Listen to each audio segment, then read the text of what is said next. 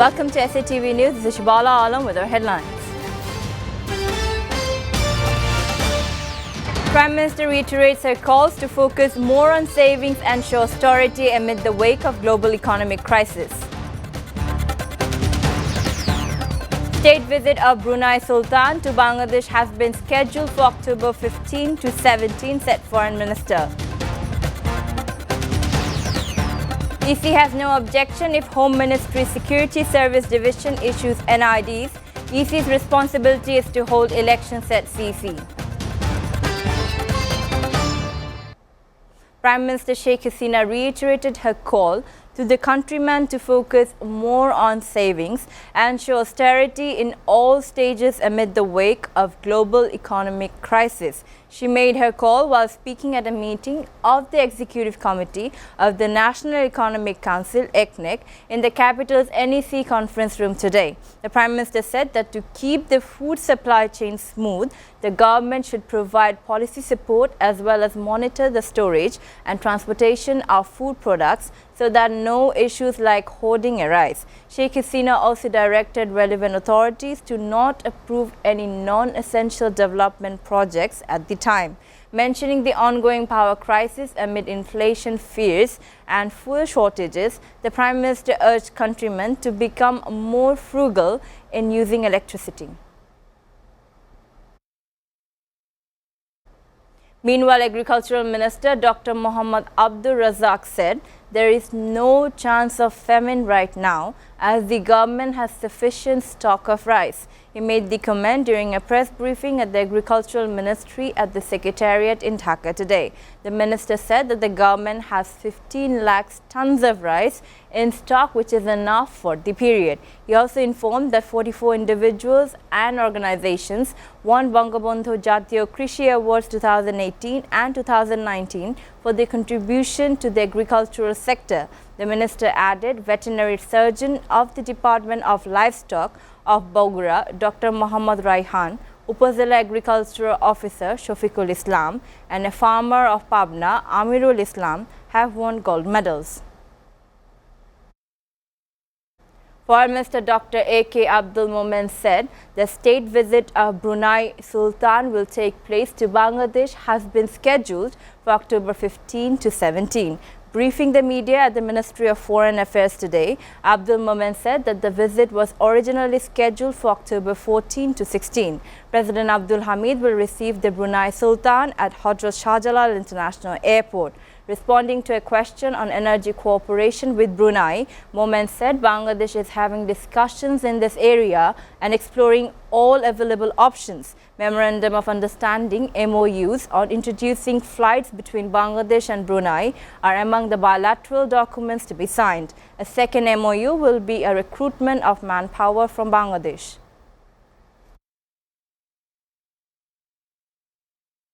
Chief Election Commissioner CEC Qazi Habibul Awal said the Election Commission EC has no objection if the Home Ministry Security Service Division issues the national identity cards, NIDs or not. The responsibility of EC is to hold elections. The CC made the comments while talking to reporters at the Election Commission Bhavan in the capital's Agargaon area this afternoon. He said that the commission would have a transparent list of voters and they would hold elections by following that list. Habibul Awal said NIDs have no involvement with voters list. NIDs are only a byproduct of voters list. He also said that the commission would protest only if anyone wants to interfere in election issues.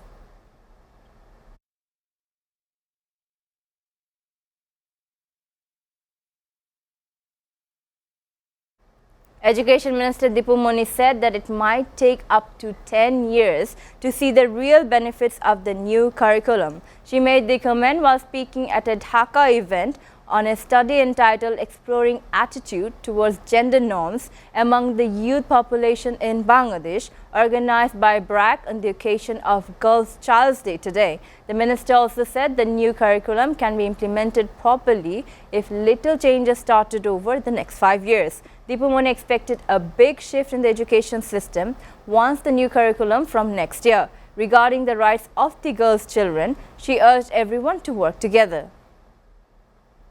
Hundreds of students of Vikarnisa Noon's College and protested today, blocking Mirpur roads in Dhanmondi to press the demand for a permanent campus there. The protest came following a recent decision of the authorities of Vikarnisa Noon School and College to shut down the Dhanmondi campus. More than 500 students and parents blocked Mirpur Road in front of Orchard Point at around 12 at noon. The road blockade led to gridlock around the town. Dhanmondi Model Police Station OC Ikram Ali Mia said a team of police has been stationed at the location of the protest.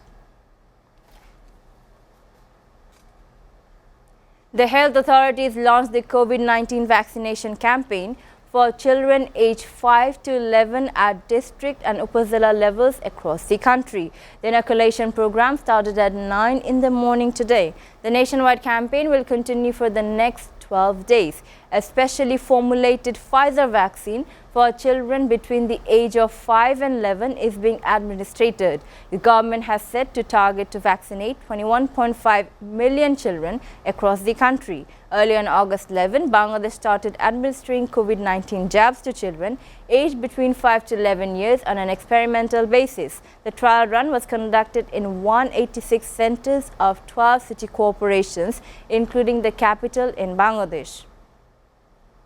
The Appellate Division Chamber Court upheld the High Court HC's order seeking a report stating how much money Dhaka WASA Managing Director Taksem Khan had taken in the last 13 years as salary, bonus and other benefits. Justice Burhanuddin passed the order today following an appeal filed of the Dhaka WASA MD challenging the High Court verdict. As per the latest verdict, Taksem now has submitted his salary and bonus details to the court. Besides, the court has also issued a ruling asking why the government's inaction in removing the official should not be declared illegal and proper steps should not be taken to remove him. The Dhaka WASA board chairman was supposed to submit the pay report within the next 60 days. Viewers are taking a short break. Please stay with us.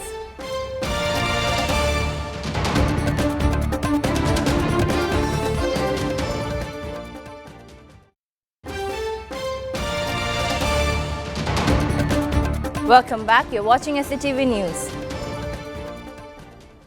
Now news from abroad. Air raid sirens went off again in Kiev and across Ukraine a day after Russia launched some of the worst attacks there for months. The regional governor said that the southern city of Zaporizhzhia was shelled again overnight, with one dead and buildings damaged. Work is still underway to restore electricity supplies and cut by Monday's bombing in various regions of Ukraine. Meanwhile, the United States and other G7 industrialized countries are due to hold a virtual meeting later to discuss the response to the attack. Russian President Vladimir Putin said that Monday's strikes were retaliation for Saturday's attack on a key bridge linking Russia with occupied Crimea. Putin blames the bridge explosion on Ukraine and threatens further strikes in response to what he calls terrorist attacks. Former hurricane has dissipated and is still drenching Guatemala and El Salvador with torrential rains on Monday after it re-emerged in the Pacific following a huge fall. 28 people were reported dead as a direct or indirect result of the storm. Guatemala's Disaster Prevention Agency said 5 people died after a hillside collapsed on the house in the Alta Verapaz province, burying them. And in the other provinces near Mexico, 9 people died, including a soldier killed while performing rescue work. Rivers overflowed their banks and El Salvador declared a state of emergency and opened 80 storm shelters.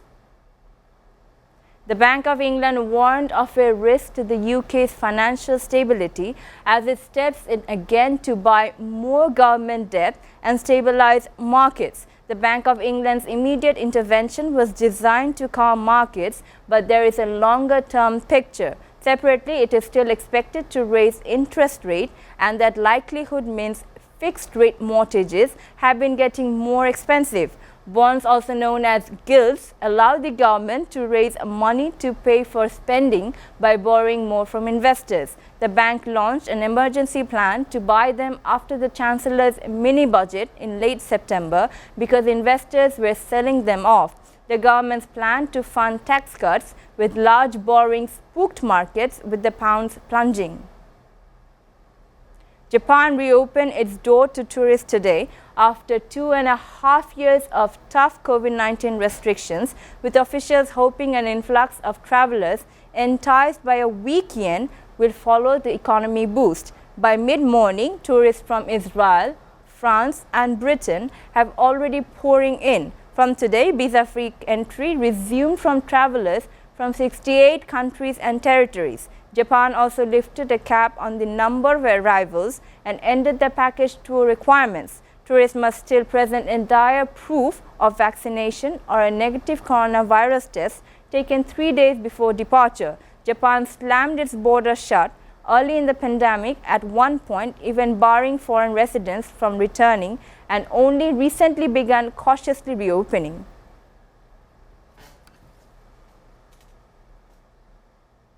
Now sports news. Defending champions Bangladesh were eliminated from the group stage of the Women's Asia Cup following a washout against UAE in their last round-robin match in Sylhet.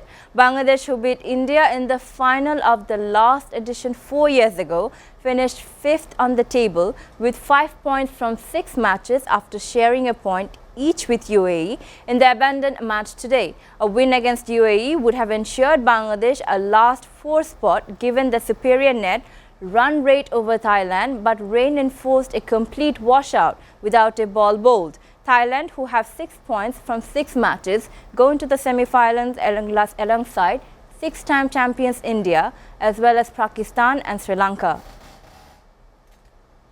Before ending, we go through the headlines again. Prime Minister reiterates her calls to focus more on savings and show austerity amid the wake of global economic crisis. State visit of Brunei Sultan to Bangladesh has been scheduled for October 15 to 17, said Foreign Minister. EC has no objection if Home Ministry Security Service Division issues NIDs. EC's responsibility is to hold elections, said EEC. You're up to date so far here on SATV News, and to know the latest news, visit www.satv.tv. Stay with SATV.